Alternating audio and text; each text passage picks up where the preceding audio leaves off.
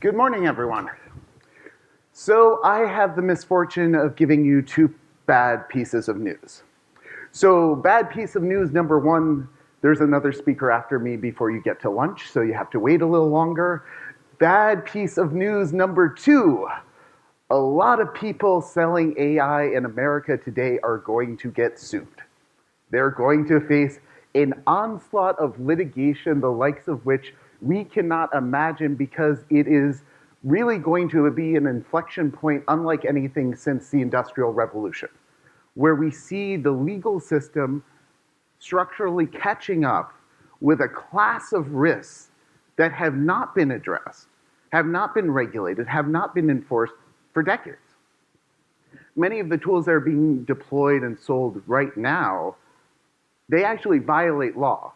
They violate federal non-discrimination laws. They violate state civil rights protections. They violate various enforcement provisions that you may not actually think are applicable to software, but guess what? The regulators are going to disagree.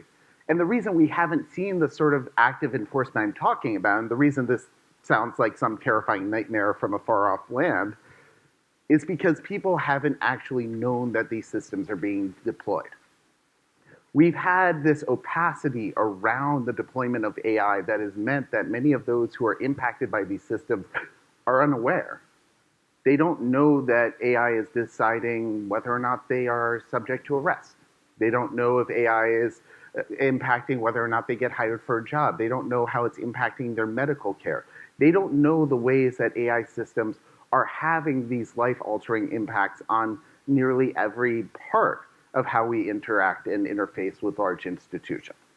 And so as a result, we see this sort of stalemate where the courts haven't yet ruled on this technology. They haven't actually endorsed this technology. They haven't said that it's okay to use AI in the way we are today. But people haven't actually been challenging it. And so what will happen in the coming years is that this technology is going to become much more visible. Not just because it's more prominent, but because of transparency laws that we see coming forward at the state and local level. We see additional bills here in New York City, New York State. We see them in a number of jurisdictions. We just saw one introduced in California just a day ago that are going to require institutions to disclose when they are using AI systems to make significant decisions about our lives.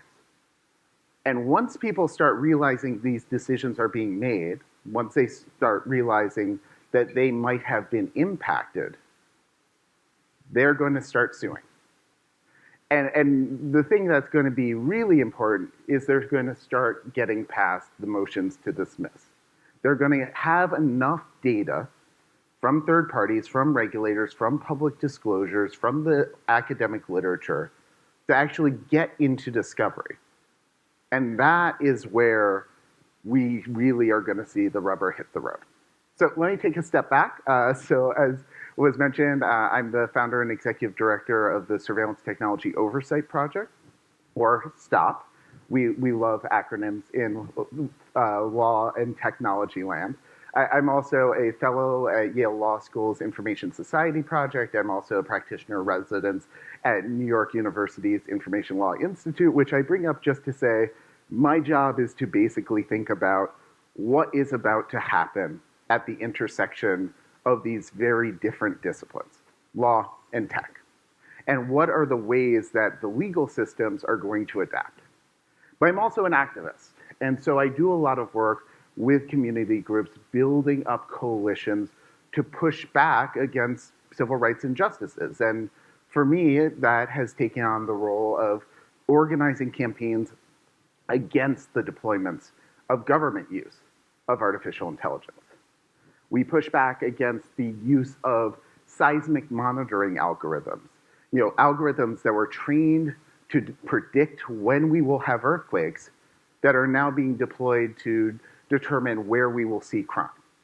It's a ludicrous proposition when I frame it that way, that you can use the same algorithm to predict earthquakes and crime, but that is actually how we've deployed policing resources in a number of cities across the country. And we deployed it that way because the police got to write their own rules and police themselves when it came to the use of these technologies.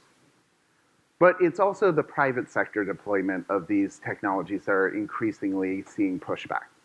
We see a lot of concern about algorithmic discrimination in hiring. It not only is opaque, but we also don't have a good roadmap to what an unbiased hiring system looks like. Even when we're able to take away all of the technical drivers of discrimination within an algorithmic system, we know from researchers and authors like Ruha Benjamin and others that a technically neutral system, when deployed in a biased environment, will lead to biased outcomes. So it's not simply enough to take away the elements of bias within the algorithm. It's not enough to simply debias the data. It takes this holistic model. And that's what we see community groups pushing for through new state and local legislation. So in an example, we saw a fight last year in New York City for new legislation regulating the use of AI in hiring. And we saw very different calls to action from industry and from community groups. And I think this is really telling because we haven't seen a lot of broad-based community engagement on these issues until recently. And I think that's only going to grow. So when we saw the NAACP Legal Defense Fund, Centers for Democracy and Technology, National Action Network, and other groups coming together to take a stance on the use of AI in hiring, their call was simple. It was for a moratorium. It was to push pause. And we see other community groups at the ultra-local level, at the national level, everywhere in between, increasingly going in that direction, calling for a moratorium on the deployment of these technologies in sensitive and regulated spaces. And why do they call for something that blunt, that crude? Because people don't trust the solutions. Not only do we have an incomplete understanding of how to effectively debias these systems, but we have really perverted incentives on behalf of those who are actually doing the work.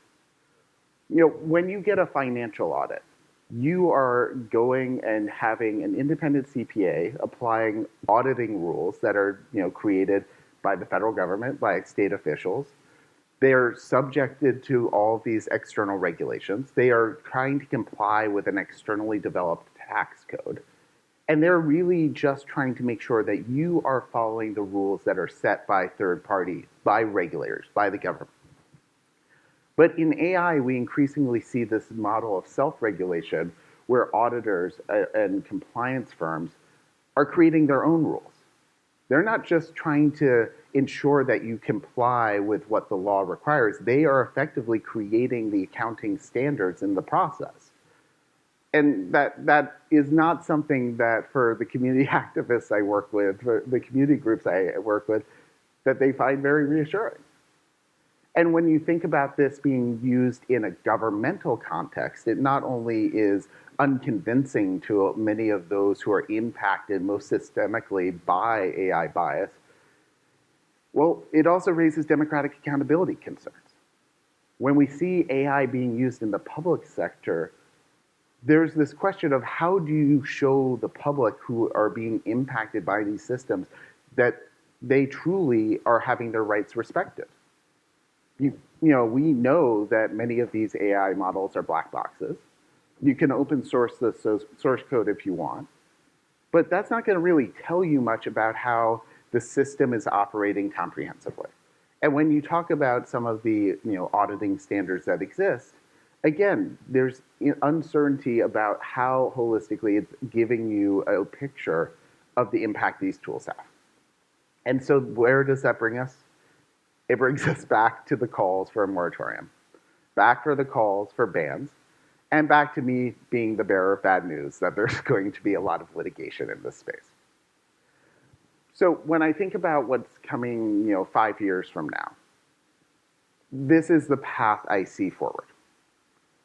We're going to see a lot of states starting to introduce these bills. We're going to see a lot of cities drafting new measures, and we're going to start to see it going into law.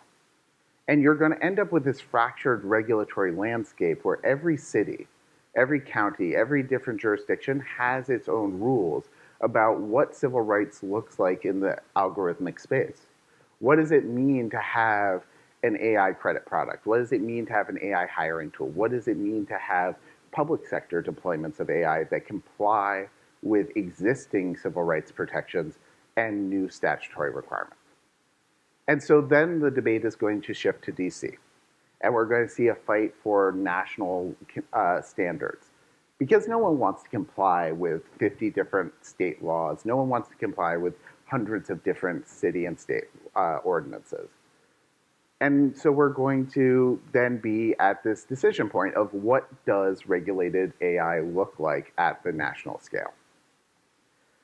But the thing that's really dangerous for a lot of firms today, those laws haven't been passed yet. Those decisions haven't been made, and right now we're in a gray zone where liability is attaching for the decisions that people make, but there isn't a clear safe harbor for the firms that are actually deploying these products. And so really my message is for everyone who is developing and deploying and purchasing these tools, you act at your own risk. We don't know what the limits of enforcement powers are going to be. We don't know what it's going to look like when folks are retroactively trying to litigate the decisions that are being made today, years from now. What we do know is that a lot of people are going to be very angry. A lot of people are going to have very sizable damages claims. And a lot of lawyers are going to be eager to take on those cases. And I realize this, you could not have a bigger contrast in tone between what we've been hearing all morning and what I am saying right now. And I realize there's a lot that's hard to swallow about the world of lawyerly caution rather than exuberant adoption of novel technologies. But there's a good reason for caution as well. People get hurt. Even the best developed models have errors. They lead to bad outcomes. And the distributive cost of those errors, of when the models get it wrong, is borne inequitably. We know that marginalized communities are systematically more likely to bear the cost of algorithmic error. We know that BIPOC communities, women, trans individuals are much more likely than someone like me to be at the short end of the algorithmic stick. And so for me as a civil rights advocate, I say maybe we should be cautious. Not just because of the danger, not just because of the pricey litigation that lies ahead, but because we don't actually know enough yet to say with certainty that these systems are actually living up to the standards we set for ourselves and for our society.